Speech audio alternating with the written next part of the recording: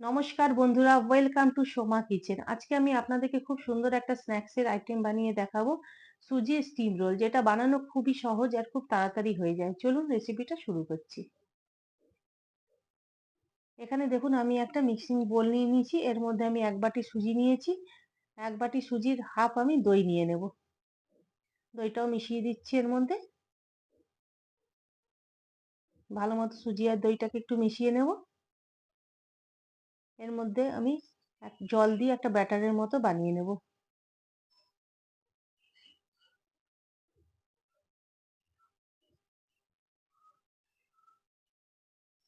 এবার আমি ঢেকে রেখে দেবো 15 মিনিটের জন্য, সুজিটা যাতে ফুলে যায়। এবারে স্টাফিংটা আমি বানিয়ে নেবো। চলুন, এখানে দেখুন আমি 3টা আলু সিদ্ধ করে নিয়েছি। এটা গ্রেটারে আমি একটু গ্রেট করে নেবো আলুটা। আপনারা চাইলে ম্যাশও করে নিতে পারেন।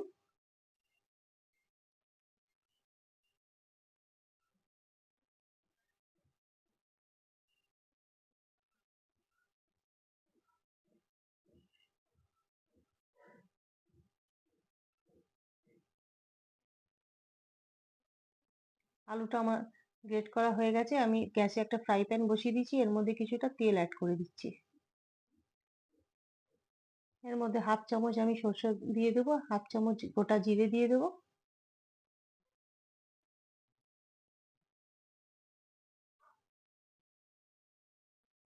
হালকা একটু ফ্রাই করে নেব সরষে আর জিরেটা। এর মধ্যে আমি দেখুন একটা পেঁয়াজ আমি ছোট ছোট করে কুচি করে কেটে নিয়েছি, পেঁয়াজটা দিয়ে দিচ্ছি। সাথে আমি দুটো কাঁচা লঙ্কাও কুচি কুচি করে কেটে নিয়েছি, সেটাও দিয়ে দেবো। পেঁয়াজ আর লঙ্কা একটু হালকা করে ফ্রাই করে নেব।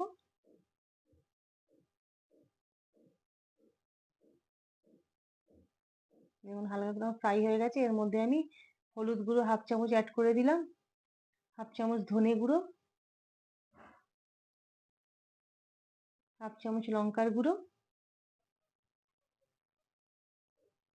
আর ওই 1 চামচের কাছাকাছি হচ্ছে আমি ম্যাগি মশলা দিয়েছি।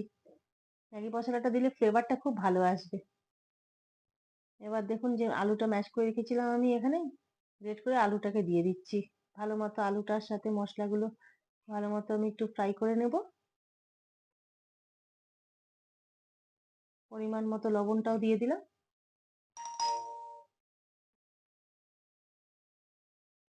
দেখুন ভালো করে আলুটা আমার ভাজা হয়ে গেছে মশলার সাথে। এর মধ্যে একটু ধনেপাতাও আমি দিয়ে দিলাম উপর থেকে।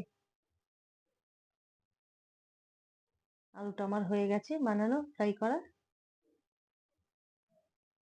এবার দেখুন এখানে আমি 4টে গ্লাস নিয়ে নিয়েছি। গ্লাসগুলোর মধ্যে একটু একটু করে তেল দিয়ে গ্লাসের ভিতরটাতে আমি তেলটা ভালো মতো লাগিয়ে নেব, মেখে নেব ভালো করে।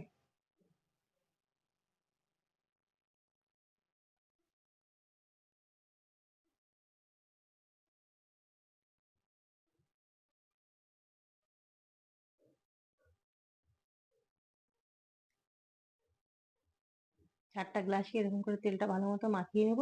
দেখুন ব্যাটারটা আমার কত ইয়ে হয়ে গেছে, সুজিটা ফুলে গেছে। এর মধ্যে কিছুটা জল মিশিয়ে আমি একটা একটু পাতলা হালকা করে আমি ব্যাটারটা বানিয়ে নেবো। না খুব পাতলা হবে না খুব ঠিক হবে, মিডিয়াম হবে।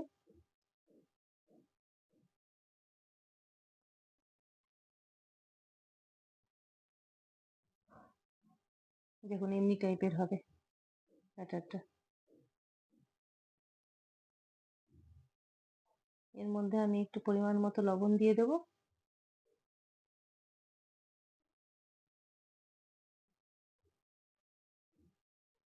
মিশিয়ে নেব। আর আমি সাথে এখানে ইনো দিয়ে দিচ্ছি।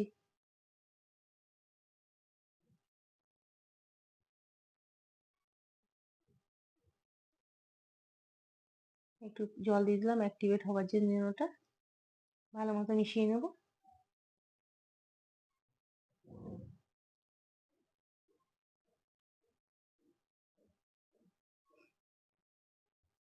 এবার গ্লাসগুলোর মধ্যে আমি ব্যাটারটাকে অল্প করে করে দিয়ে দেবো।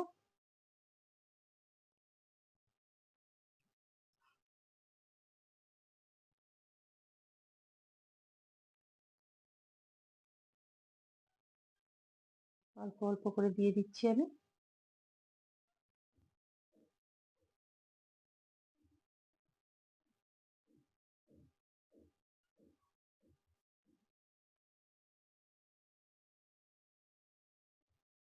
4টে গ্লাসই দিয়ে দেবো।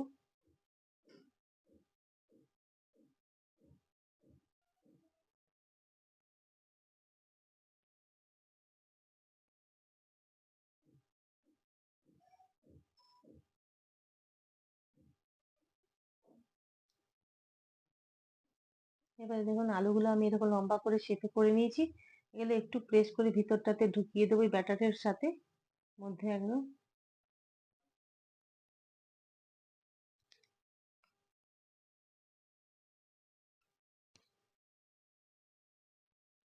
আবার এবার উপর থেকে আবার ব্যাটারটা দিয়ে দেবো।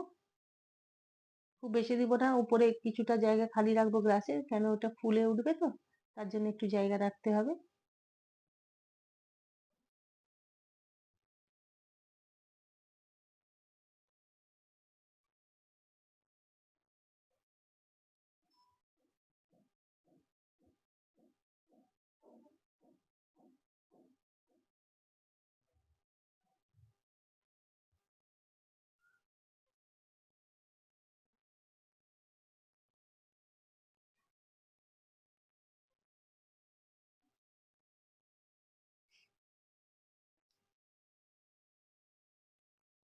ট্যাপ করে নেবো ভালো মতো যেন সেট হয়ে যায়।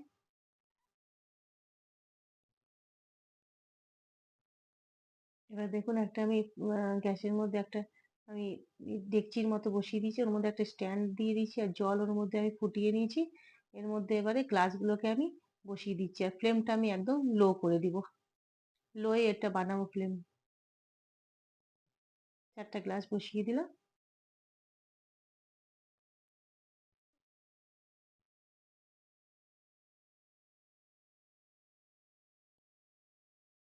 একটুখানি চিলি পাউডার আমি উপর থেকে দিতে ভুলে গেছিলাম, ওই জন্য এখনই আমি একটুখানি দিয়ে দিলাম উপর থেকে, যাতে দেখতে খুব ভালো লাগবে।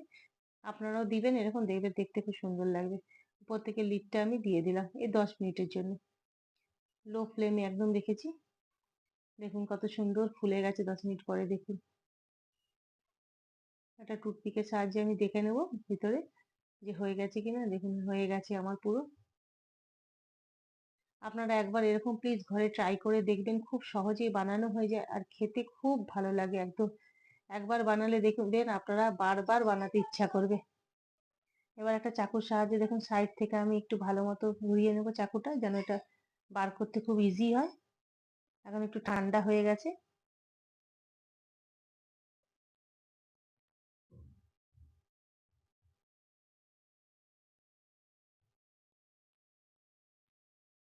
আপনারা বাচ্চাদের টিফিনেও এটা বানিয়ে দিতে পারেন, বিকালে নাস্তাতেও বানাতে পারেন, খুব সহজ বানানো।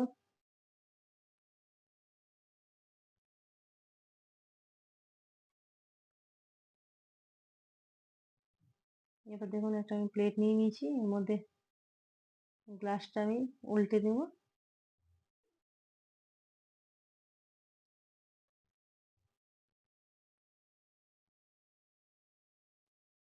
দেখুন কত সুন্দর রোলের মতো হয়ে গেছে একদম, দেখতে কত ভালো লাগছে।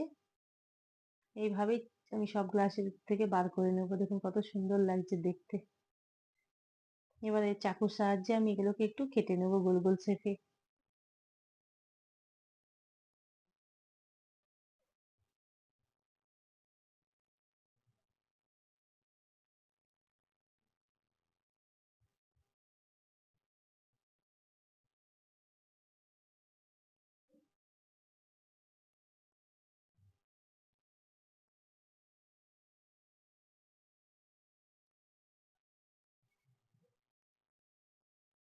দেখুন কত সুন্দর দেখতে লাগছে, হয়েছে খুব ভালো। এইভাবে সবগুলো আমি কেটে নেব। দেখুন আর খুব সফটও হয়েছে।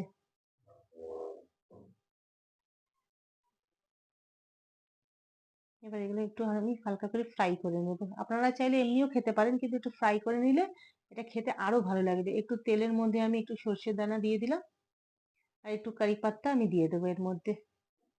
ছোট ছোট করে টুকরো করে কেটে একটু কারি পাত্তা দিয়ে দেবো।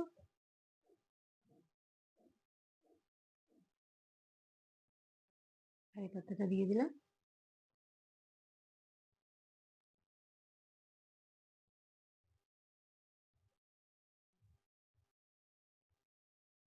এর মধ্যে এবার এই পিসগুলো যে কেটে রেখেছি একটা একটা করে দিয়ে দেবো। এপিট ওপিট করে একটুখানি হালকা করে ফ্রাই করে নেব।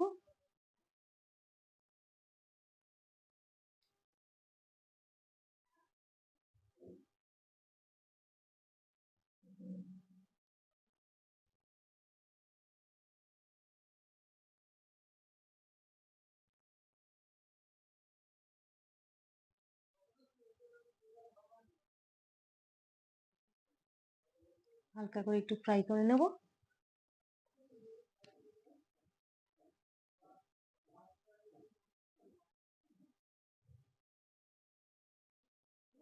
এক সাইডটা দেখুন আমার ফ্রাই করা হয়ে গেছে।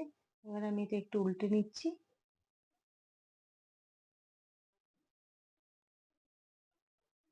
এটা আপনারা চাটনির সাথে বা সসের সাথে কিছুর সাথে খেতে খাবেন, দেখবেন খুব ভালো লাগবে।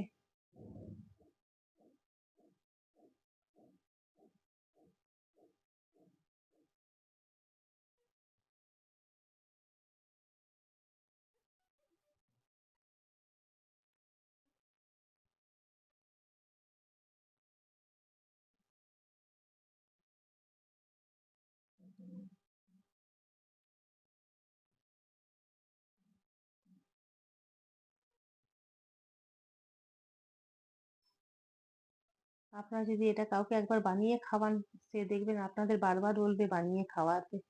এত ভালো হয় খেতে। দেখুন আমার হয়ে গেছে বানানো, দেখতে কত সুন্দর লাগছে।